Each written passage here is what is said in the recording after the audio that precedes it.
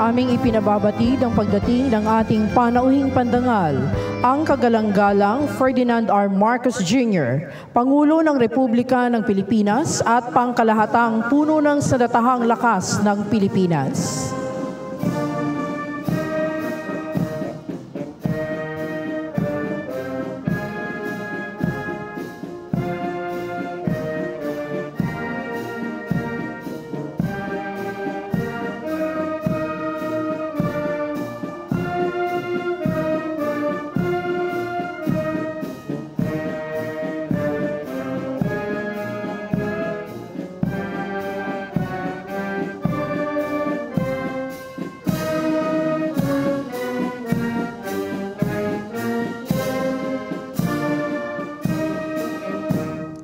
Isasagawa po ang marangal na pagdating ng panauhing pandangal.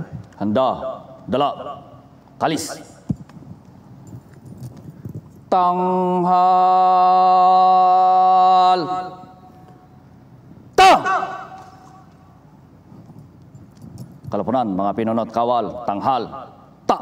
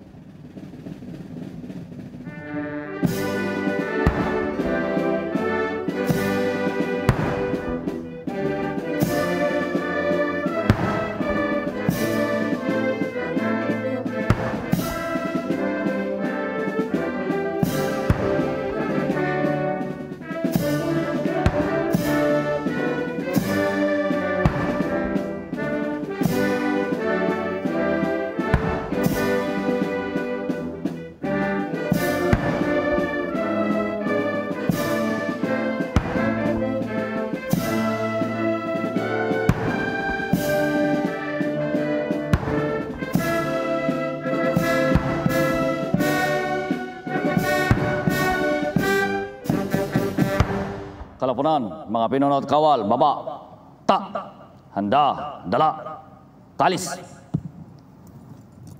Baba, ta!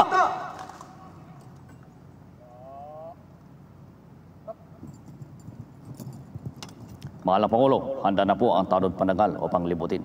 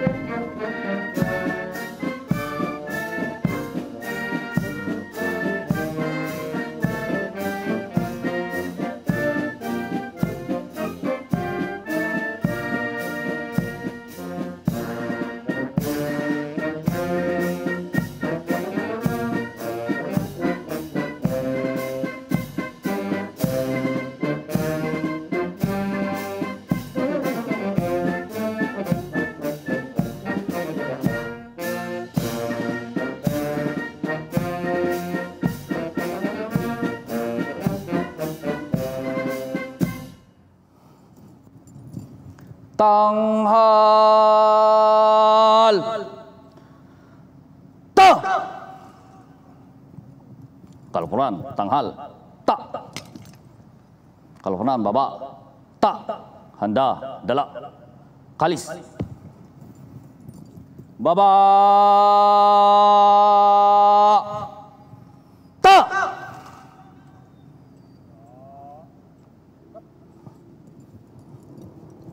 Mahal na Pangulo, tapos na po ang parangal.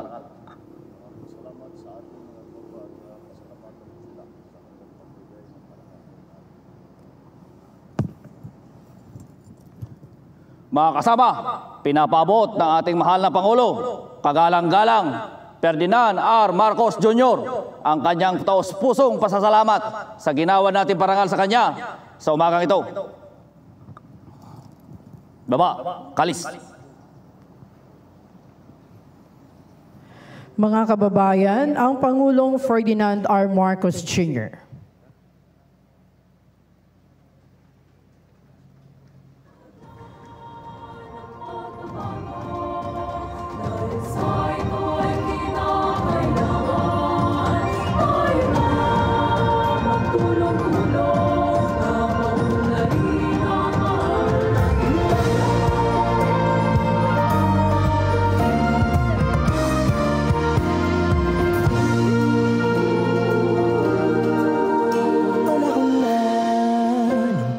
Bago dahil sa ito ay kinakailangan tayo na magtulong-tulong napaon na rin ang mahal nating bayan.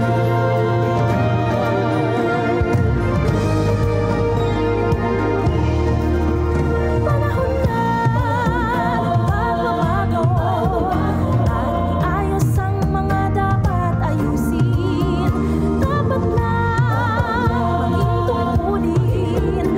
Bawat mamamayan dito sa atin ng pagbabago patungo sa pag-asenso, magsikap ng mabuti at nang kuminhawa tayo bago malaki natin sa mundo at ipamalas ang bagong Pilipino. Mga kababayan, ang kagalang-galang Ferdinand R. Marcos Jr.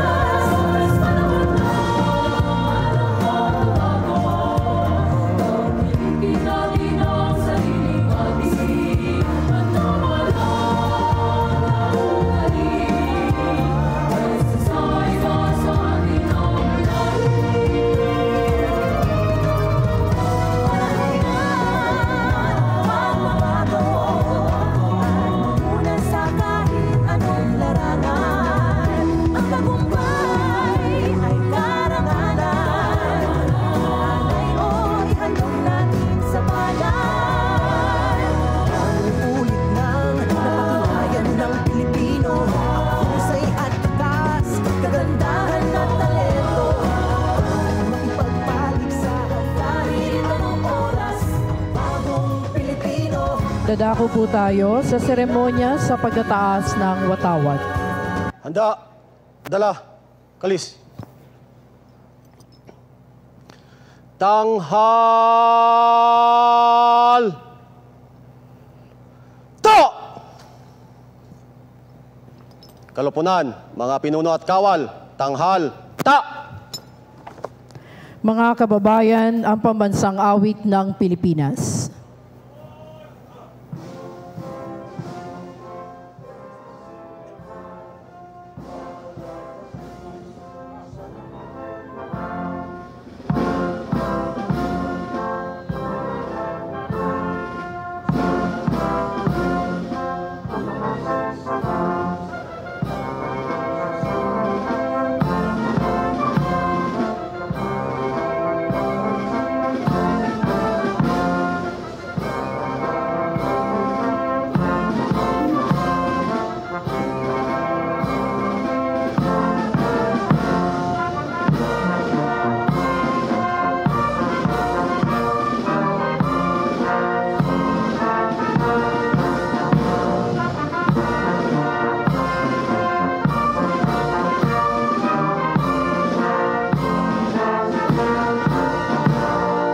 Kalupunan, mga pinuno at kawal, baba, ta! Dala, kalis. Baba! To!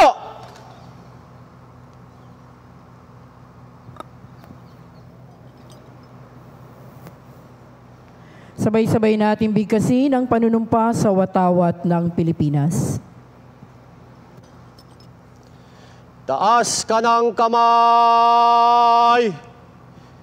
Na! Kalupunan, mga pinuno at kawal, taas ka ng kamay. Na! Ako ay Pilipino, buong katapatang nanunumpa sa watawat ng Pilipinas at sa bansang kanyang sinasagisag na may dangal, katarungan at kalayaan na pinakikilos ng sambayanang makadiyos, makatao, makakalikasan at makabansa. Kalupunan, mga pinuno at kawal, baba kamay. Na! Baba kamay! Na!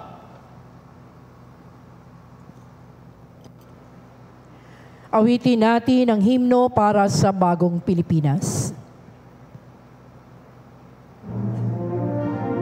Panahon na ng pagbabago, dahil sa ito ay kinakailangan tayo na magtulong-tulong na paunlarin ang mahal nating bayan. Gawin ang pagbabago sa pag-asenso, magsikap na mabuti at guminhawa tayo. Ipagmalaki natin sa norte mamalas ang bagong Pilipino at bagong Pilipinas. Panahon na ng pagbabago at manguna sa kahit anong larangan. Ay karangalan, iyan ay handog natin sa bayan. Ipagmalaki natin sa mundo at ipamalas ang bagong Pilipino at bagong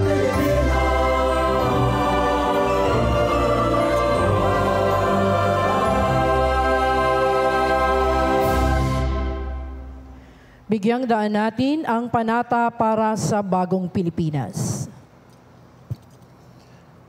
Taas ka ng kamay! Na! Kalupunan, mga pinuno at kawal, taas ka ng kamay. Na!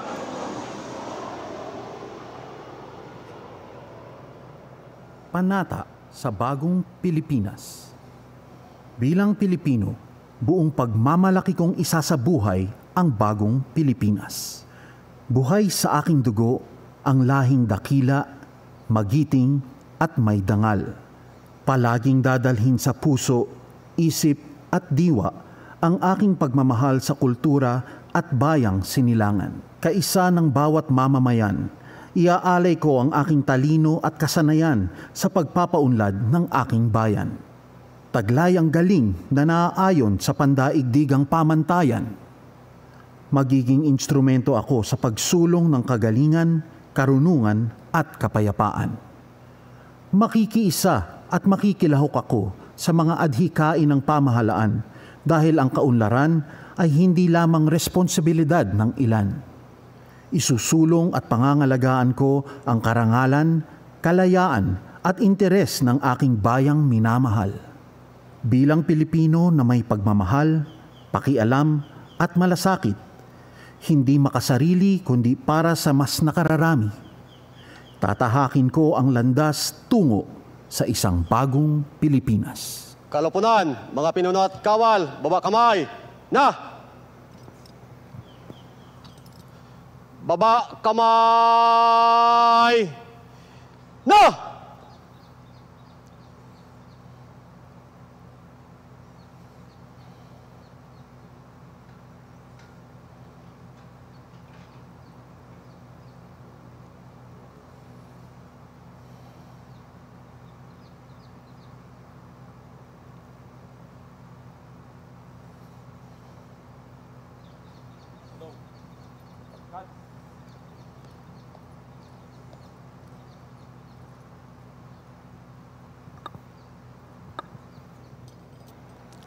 Isasagawa po ang pag-aalay ng bulaklak sa Tomb of the Unknown Soldier. Pangungunahan ng ating Pangulong Ferdinand R. Marcos Jr. ang pag-aalay ng bulaklak. Makakasama ng Pangulo, General Romes Browner Jr., puno ng kalupunan sa datahang lakas ng Pilipinas. Sasaksihan naman ito ni na Speaker Martin Romualdez ang mababang kapulungan, kalihim tagapagpaganap Lucas P. Bersamin ang tanggapan ng kalihim tagapagpaganap, kalihim Gilberto C. Teodoro Jr. kagawaran ng Tanggulang Pambansa, Tagapangulo Regalado Trota Jose Jr. ng Pambansang Komisyong Pangkasaysayan ng Pilipinas at Punong Lungsod Maria Laarni Lopez Cayetano ng Pamahalaang Lungsod ng Taguig. Mahal na Pangulo, handa na po ang pag-aalay. Pihit, pakanan. Kad.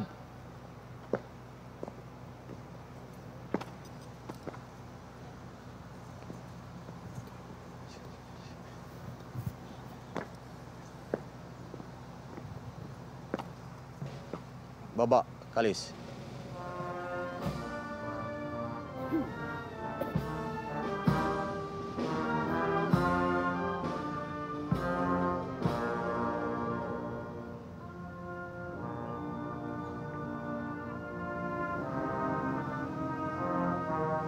Ating tunghayan ang pag-aalay ng bulaklak ng Pangulong Ferdinand R. Marcos Jr. sa Tomb of the Unknown Soldier.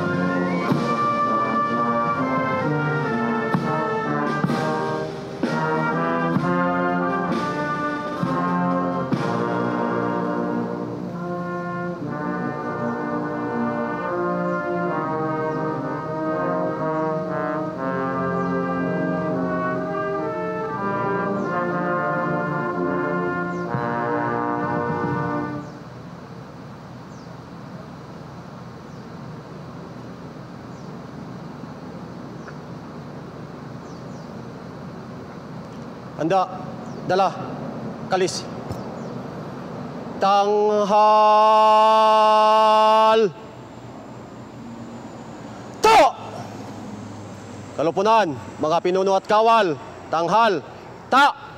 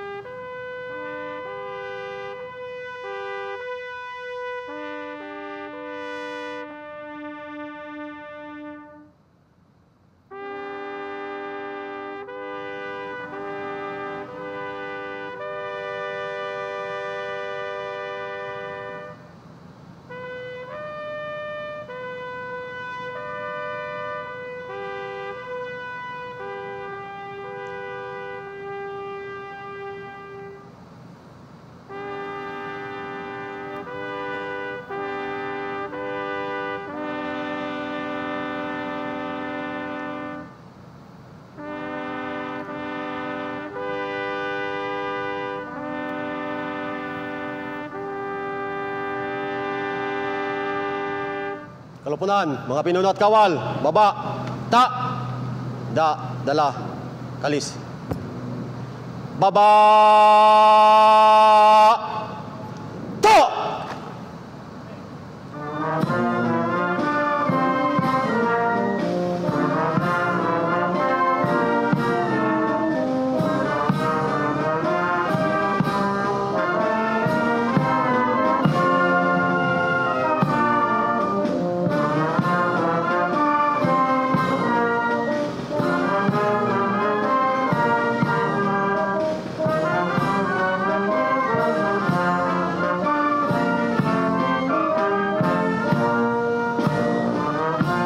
Bakanan, cut.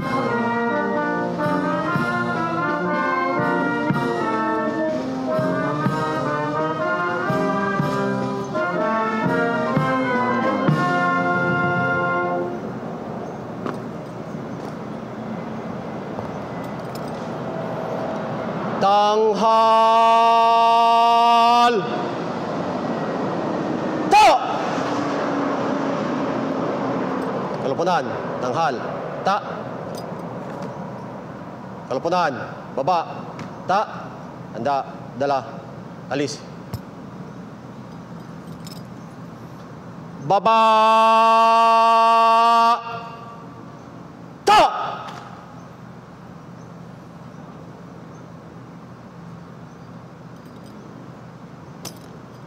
Mahal na Pangulo, tapos na po ang pag-aalay.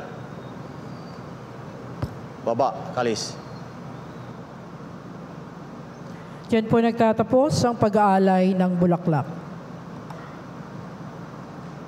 Well, in a short while, we'll begin with the program proper in commemoration of the National Heroes Day with the theme Kabayanihan ng Pilipino sa panahon ng pagbabago.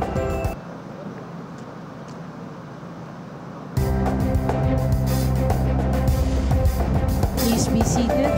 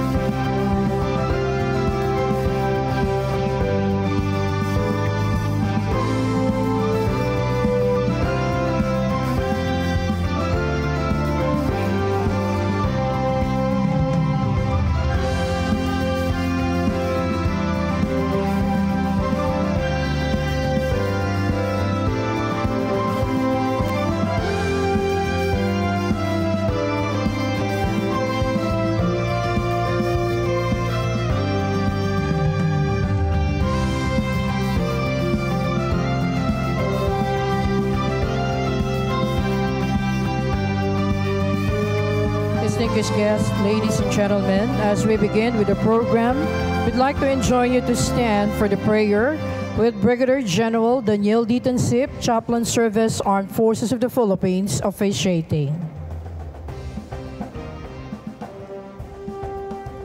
Let me begin this prayer with words of King David after he had found satisfaction in the loving kindness of the Lord in Psalm chapter 4, verse 8. And I quote, "In peace I will lie down and sleep, for you alone, Lord, make dwell in safety." Let us pray. O God, Almighty Father, Creator of life and author of history, we call upon your name and hear our prayers as we gather in this field of crosses, a mark of the silent resting place of the brave who once had served. O God, we look back and collectively remember, especially today, the contributions of every Filipino hero who sacrificed life for what we are today, freed and self-determined. With your divine wisdom, let the lessons of our fallen heroes become a life-inspiring example for us all and for the next generation to push further the shaping of the nation's history so that her sovereignty reigns supreme, her territory remains undivided, and her people to live in peace. In the midst of this gathering, Almighty God, we also recognize the lives of our living heroes, the veterans, soldiers, and all who serve the people, including the Filipino workers who seek life in different parts of the world, and those who take the initiatives, both Christians and Muslims, in national reconciliation, faith, and unity for inclusive Filipino identity. Almighty God, continue to guide us with your divine assistance and protection as we deliver our share of services for the Bagong Pilipinas with your Son, our Lord Jesus Christ and the Holy Spirit, one God, forever and ever. Amen. Thank you. Please be seated.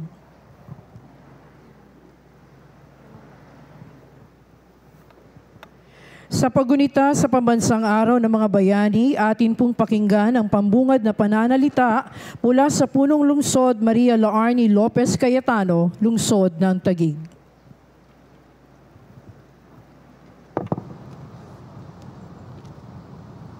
His Excellency, President of the Republic of the Philippines, President Ferdinand Marcos Jr., my fellow government officials, distinguished guests, ladies and gentlemen, mga kababayan, good morning and welcome to the City of Taguig. Isang makasaysayang pambansang araw ng mga bayani sa ating lahat. Isang araw na sumasalamin sa ating taus-pusong pagkilala at walang hanggang pasasalamat sa mga nag-alay ng kanilang buhay para sa ating bayan. Isang araw ng paggunita sa kabayanihan na nagbigay daan sa ating kalayaan at pagkakaisa. As we commemorate National Heroes Day today, we gather to honor the Filipinos whose courage, dedication, and deep love for our country have shaped its destiny. Their sacrifices have given us the freedoms we enjoy and the democracy we uphold. Even as we face new challenges, their legacy remain relevant. They continue to give us hope and provide a picture of what resilience and perseverance can achieve. Here, in the city of Taguig, we are guided by our vision to be a transformative, lively, and caring city. And so we join the rest of the country in drawing inspiration from our heroes as we work where compassion guides our actions and where we strive for excellence in everything that we do. May we inspire the next generation to embrace these ideals, leading with integrity and embodying the spirit of everyday heroism that our nation needs. Iba't ibang forma ng kabayanihan ang tawag sa iba't ibang pagkakataon at panahon. Ipanalangin natin sa Panginoon na ating masumpungan ang kabayanihang kailangan ng ating mga mamamayan para sa ating bayan. Muli, isang mainit, makabuluhang pagbati mula sa aming probinsyudad ng pagdiriwang at selebrasyon natin ng Pambansang Araw ng mga Bayaning Pilipino. Muli kayo po'y malugod kong tinatanggap sa lungsod ng Taguig. Pagpalain tayo ng Panginoon. Salamat po. Marami pong salamat sa punong lungsod Maria Laarni Lopez Cayetano. Atin namang bigyang daan ng mensahe mula sa Tagapangulo Regalado Trota Jose Jr. ng Pambansang Komisyong Pangkasaysayan ng Pilipinas.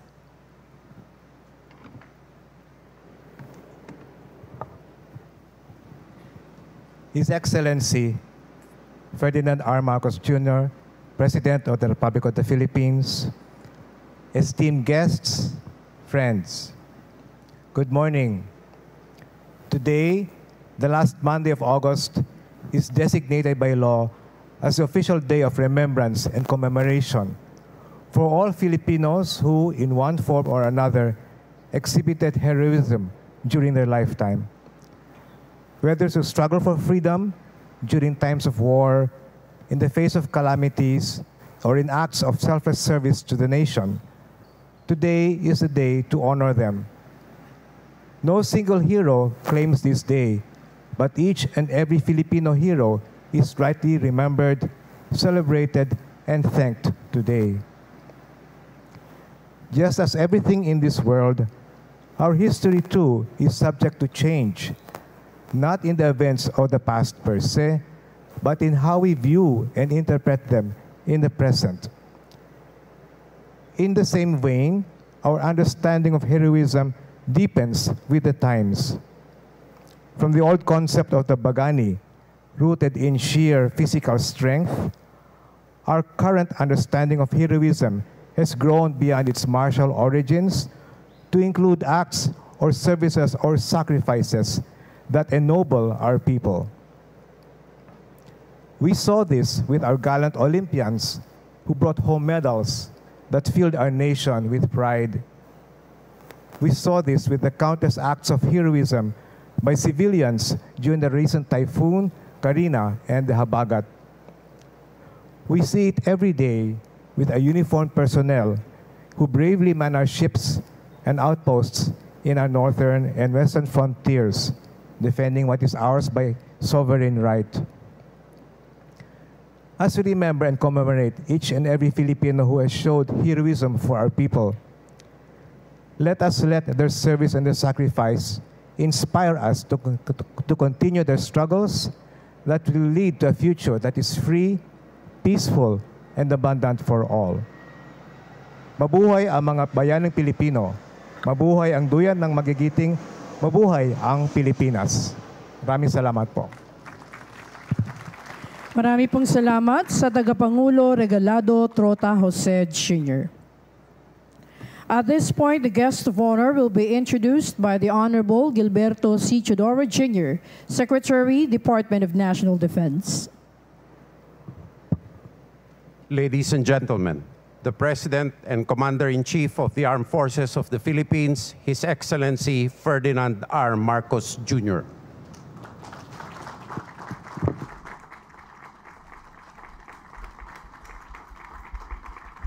Thank you to our National Defense Secretary, Secretary Gilbert Chodoro,